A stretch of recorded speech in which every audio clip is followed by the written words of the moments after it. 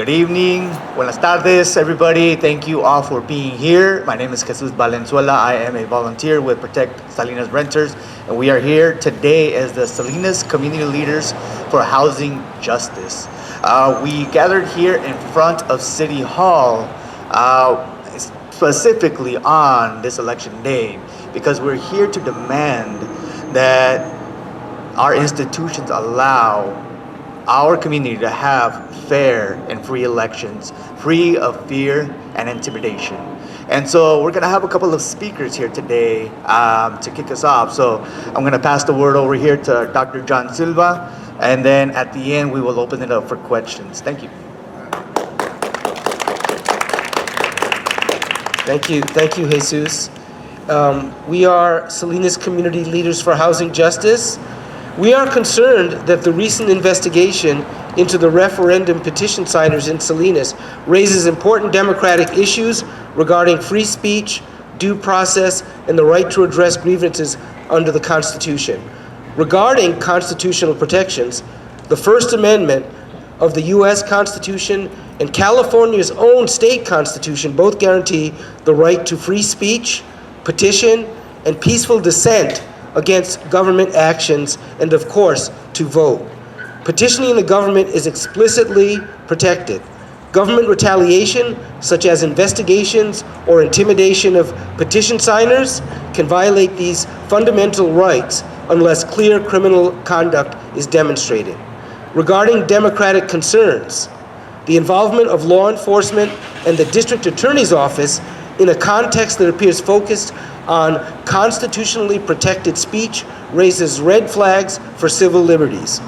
Actions that may suppress speech or discourage civic engagement, especially in smaller communities like ours, are worrying for both democratic practice and legal compliance with state and federal protections.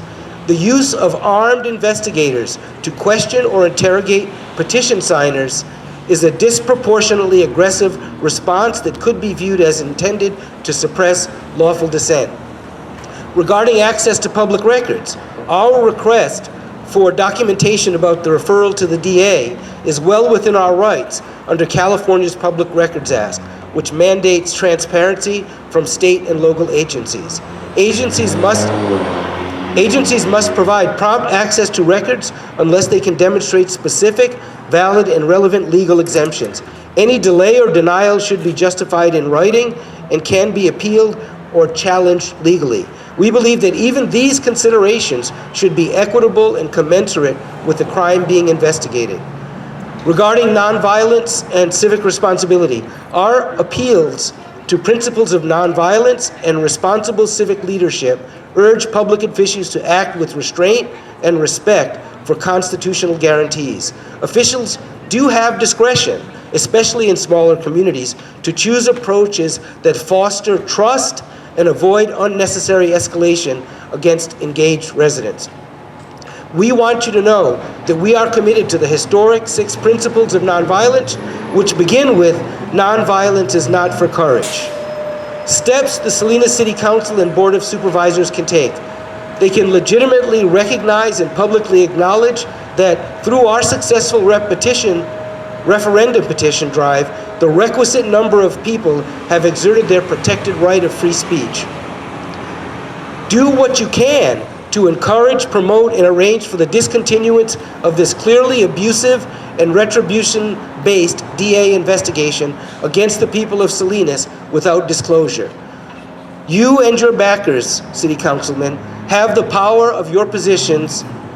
Know that the power of the positions you have, you know the power, you can achieve this if you want to demonstrate the real democratic participatory governance that people deserve. Our advocacy for democratic norms and constitutional rights in Salinas is both widely protected and critical to ensuring trustworthy local government leadership. Sincerely, John, for Salinas Community Leaders for Housing Justice Coalition, we have 30+ signatories to this statement. Thank you. Thank you, Dr. Silva. Y ahora, sabiendo que somos un movimiento inclusive que representa a la comunidad, también quiero invitar a nuestra compañera Esmeralda Flores.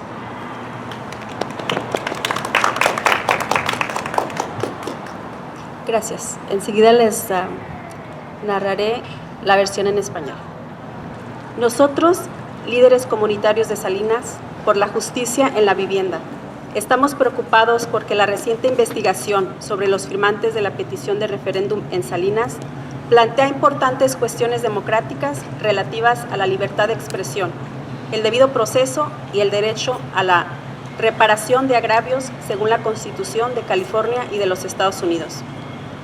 Con respecto a las protecciones constitucionales, la primera enmienda de la Constitución de los Estados Unidos y la propia Constitución Estatal de California garantizan el derecho a la libertad de expresión, de petición y de desacuerdo pacífico contra las acciones de gobierno y, por supuesto, el derecho al voto. El derecho a presentar peticiones al gobierno está explícitamente protegido. Las represalias gubernamentales, como investigaciones o intimidación a quienes firman peticiones, pueden violar estos derechos fundamentales a menos que se demuestre una conducta delictiva clara.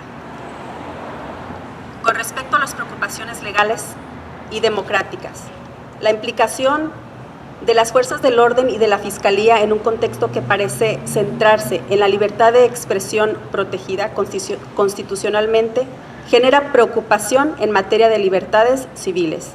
Las acciones que pueden suprimir la libertad de expresión o desalentar la participación cívica, específicamente en las comunidades más pequeñas, son preocupantes, tanto para la práctica democrática como para el cumplimiento legal de las protecciones estatales y federales.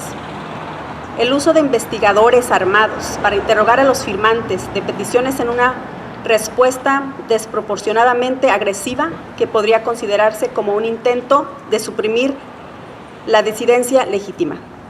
Con respecto al acceso de los registros públicos, nuestra solicitud de documentación sobre la remisión al fiscal del distrito está plenamente amparada en nuestros derechos conforme a la ley de los registros públicos de California, que exige transparencia por parte de las agencias estatales y locales.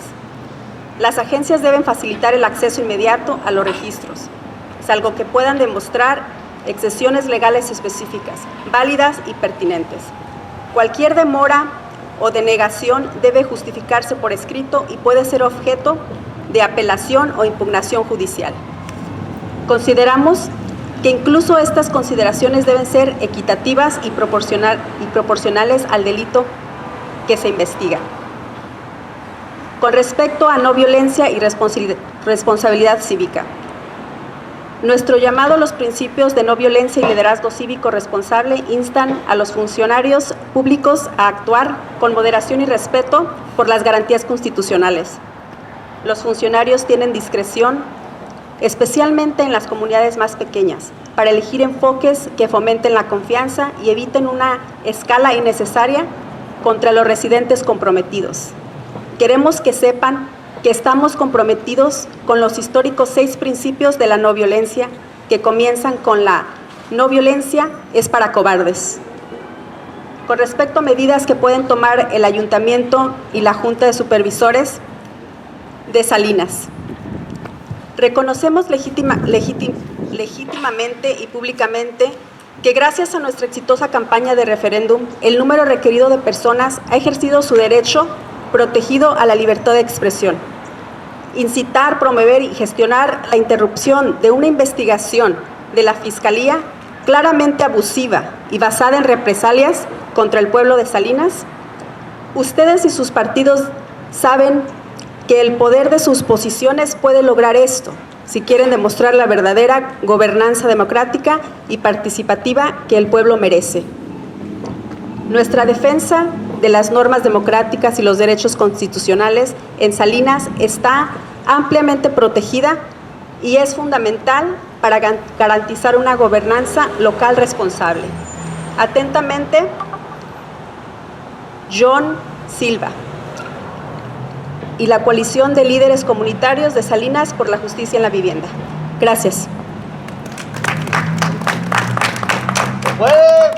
¡Sí se puede! ¡Sí se puede! ¡Sí se puede! ¡Sí se puede! ¡Sí se puede! ¡Sí se puede!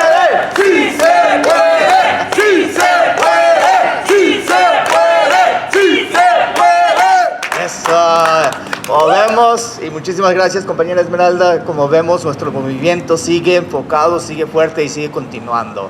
So as we can see, our movement is still focused, it's still strong, and it's still moving forward. So, you all filed CPRAs to get the information from the district attorney's office? Okay, and then what did they respond? Thank you. 2 of us did, that I know of. I was one of those 2. Okay, and then what did they respond? They said they received it, and then they gave multiple California Public Act record sections that they said that my request referred to, and basically said the content of our files are exempt from disclosure pursuant to government code, another series of government codes, and then they gave me some cases. So basically nothing. They gave me nothing, and they said if I wanted to dispute this further, they implied I needed to have a lawyer. And I don't think that's equitable. You know, maybe I can afford a lawyer to do this. I was doing a public good. I was exercising my right of petition, and I have to get a lawyer for that. That doesn't seem right. And then how many, did people come to you, or as an organization, people came to you and said that they were being investigated by the... Yeah, we District Attorney. we took calls like that from people. And what was the feelings when they talked to you? Were they afraid, or what It runs the whole gamut. We had people were concerned, especially there were observations of weapons and the sheriff's badge, not sheriff, but you know, the 6-star badge. It seemed like a police action. And imagine, just because you signed a petition out of nowhere, somebody comes with a list, you're on the list, they come to your house and start interrogating you. That's bullying. That's not right. And then, Seems like ice, one of my colleagues says. and then what do you all fear as an organization as you're moving forward to the election next year? We have a lot of work to do, and we want to get to that work. We need voters. On November 3rd, 2026, our 4 ordinances will be on the ballot. And we've got plenty of work. We've got a lot of work to do with that. We have to educate people about this. We have to educate people about the ordinances. We have to help people register to vote. We have to get them to vote. That's our job. That is the job of this campaign at this moment. And this is a distraction. And people might be fearful. People might be fearful of participating anymore. And for people who might not remember, what is this all about? What are these 4 ordinances about? Basically, rent stabilization, rental registry, and a couple of tenant protection ordinances, so that it's harder. If you're going to be evicted, you can only be evicted for just cause. The landlord can't harass you in an effort to get you out so that they can get a new renter in and reset the price. So, in a word, tenant protections and rent stabilization. And affordability is going to be such a big issue. I mean, affordability is going to be a huge issue in 2026, right? Insurance is going away for some of our neighbors. The inflation is bearing down. Any relief that we can get, that our neighbors can get from their rent going up excessively, that's going to help. So that's what this is all about. And those 4 things were taken away by City Council, 2 months ago. And our great work with these people and our bravery of our neighbors got those petitions back. 10,000 signatures got those ordinances back. Has this made a chilling effect even on the volunteers who helped with the effort? Overall, no. However, we do fear that if this continues, they could have that effect. And what we're seeing all across our country is that, bureaucracies, institutions are being utilized to silence the popular voice of the people. And so what we are saying is that, this has to stop, and that we had to allow for free elections that are free of intimidation. So luckily, we have had a great movement that was able to respond to the volunteers very quickly. However, we would like for this to stop. Yes for Salinas Renters. There it is, Yes for Salinas Renters. Yeah, so Yes for Salinas Renters. Yeah. so anyone that still wishes to get involved, you know where we can find us on Instagram, on Facebook. Reach out to us. We are going to be launching a massive voter education campaign for residents to know their rights. We believe that one of the biggest aspects of us getting this on the ballot is that for at least until the vote is counted, these ordinances will remain in place. So we will be out there educating the community. So thank you very much. Yeah. That concludes it.